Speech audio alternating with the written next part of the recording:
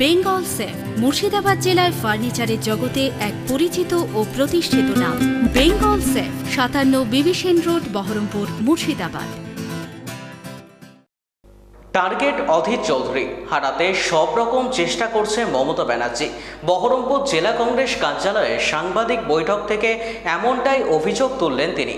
এছাড়াও কটূক্তি করে বলেন, আমার ভালো লাগছে মুখ্যমন্ত্রীকে হেলিকপ্টার থেকে রাস্তায় তো নামিয়েছি। একই সঙ্গে তিনি বলেন, মুখ্যমন্ত্রী বারবার বলেছে বাংলায় কংগ্রেসের কিছু নেই, কিন্তু সেই কংগ্রেসকে হারাতে মুখ্যমন্ত্রীকে রাস্তায় নামতে হচ্ছে খাড়া রোদে।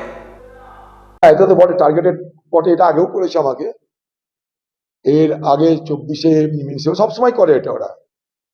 আমার ভালো লাগছে যে মুখ্যমন্ত্রীকে আমি হেলিকপ্টার থেকে রাস্তায় তো নামিয়েছি, পদযাত্রা করেছি তাকে দিয়ে, খাড়া রোদে মমতা ব্যানার্জি পদযাত্রা করেছে। আর তো কোথাও পশ্চিমবঙ্গে পদযাত্রা করেনি তাও কোনো প্রার্থীকে হারানোর জন্য, তাও আর কংগ্রেসকে হারাতে। উনি বলেন কংগ্রেস বলতে কিছু নাই পশ্চিমবঙ্গে, কংগ্রেস কিছু নাই, সেই কংগ্রেসকে হারাতে দিদি খাড়া রোদে এখানে পদযাত্রা করছেন।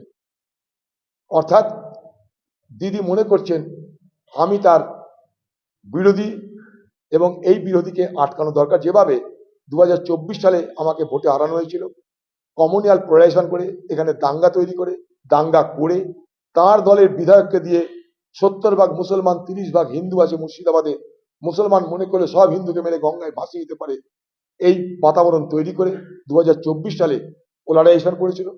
কমিউনাল পোলারাইজেশন, ধর্মীয় মেরুকরণ, সেই একই কায়দায় আবার আমাকে হারাতে চাইছে এই বাংলার মুখ্যমন্ত্রী মমতা ব্যানার্জি।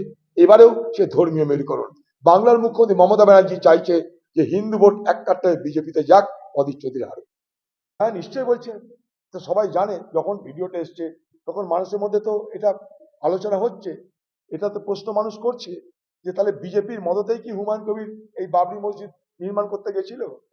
নাহলে যে বিজেপি বাবরি মসজিদকে ভেঙে ভারতবর্ষে তাদের রাজনৈতিক প্রতিষ্ঠা পেল, তারা সেই বাবরি মসজিদের যখন ঘটনা মুর্শিদাবাদে ঘটছে তখন কেন চুপ করে থাকলো? যে মমতা ব্যানার্জি এই বিজেপির বিরুদ্ধে বাবরি মসজিদ ধ্বংস করেছে বলে আন্দোলন করেছিল কখনো, এবং এখনো তার জন্য সে মুসলিম এলাকায় গিয়ে ভোট চায়, তার দলের বিধায়ক যখন সেই বাবরি মসজিদকে কেন্দ্র করে রাজনীতি করতে যায়, তখন মমতা ব্যানার্জি কেন চুপ করে থাকে? দুই, মমতা ব্যানার্জি তাকে বিধায়ক পদ থেকে সাসপেন্ড করেছে, কখনো তারাই তো নেই।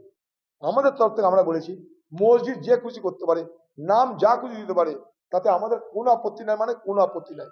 কিন্তু সংখ্যালঘু মুসলমান সম্প্রদায়ের ধর্মীয় ভাবাবেগকে বাবরি মসজিদের নামে কেউ যদি ভোটের ময়দানে ব্যবহার করে, সেটা আমাদের কাছে দৃষ্টিকটু। কারণ যারা বাবরি মসজিদে দান করেছে তারা কিন্তু সমস্ত ধর্মপ্রাণ মুসলমান সম্প্রদায়ের মানুষ।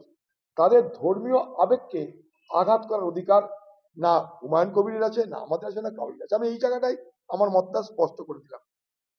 তার উদ্দেশ্য এটাই বোঝা যাচ্ছে যে বাবরি মসজিদ নামে যে বিতর্ক, যে আবেগ, সেটাকে কাজে লাগানো হচ্ছে, সেটাকে কাজে লাগাচ্ছে কখনো হুমায়ুন, আর হুমায়ুন সঙ্গে পিছনে মদত করছে বিজেপি।